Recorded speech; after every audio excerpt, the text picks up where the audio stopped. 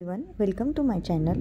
आजच्या व्हिडिओमध्ये आपण बघणार आहोत सबस्टिट्यूशन गुड म्हणजे काय आणि कॉम्प्लिमेंटरी गुड म्हणजे काय, आणि त्यानंतर त्याच्यामधील दोन्हीमधला डिफरन्ससुद्धा आपण आजच्या व्हिडिओमध्ये बघणार आहोत। तर सुरू करूयात। सबस्टिट्यूशन गुड म्हणजे काय? Substitute good are independent to each other. For example tea आणि कॉफी। म्हणजेच सबस्टिट्यूट गुड हे काय आहेत? इंडिपेंडेंट आहे एकमेकांपासून। म्हणजे टी आणि कॉफी, टीवर जर काही परिणाम झाला तर त्याचा कॉफीवरती काहीच परिणाम होत नाही, ते एकमेकांपासून स्वतंत्र आहेत।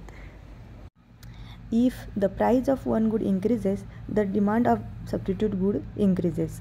तर ते काय म्हणतायत की जर टीची प्राइस जर वाढली तर त्याच्या डिमांडवरती काय परिणाम होईल, तर कॉफीची ही डिमांडसुद्धा वाढेल। तर cross elasticity of substitute good be positive. तर तुम्हाला प्रश्न पडला असेल की क्रॉस इलास्टिसिटी म्हणजे नेमकं काय?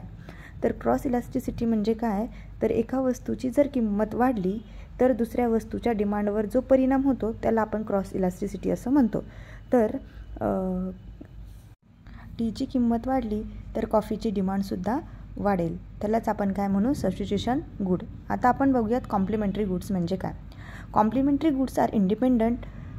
फॉर एक्झाम्पल कार आणि पेट्रोल। म्हणजे कॉम्प्लिमेंटरी गुड आपण त्यांना म्हणून जे एकमेकांवर डिपेंड असतात। सपोज आपल्याला कार घेता येईल। आपल्याला कार जर चालवायची असेल तर आपल्याला पेट्रोलचीही गरज असते, त्याच्यामुळे कार आणि पेट्रोल हे काय एकमेकांवरती डिपेंड आहे। If the price of good increases is demand of its complementary decreases.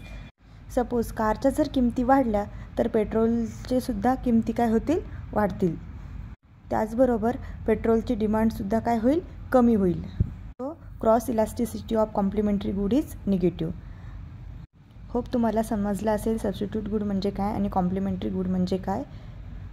Video आवडल्यास लाईक करा, शेअर करा, सबस्क्राईब करा। थँक्यू।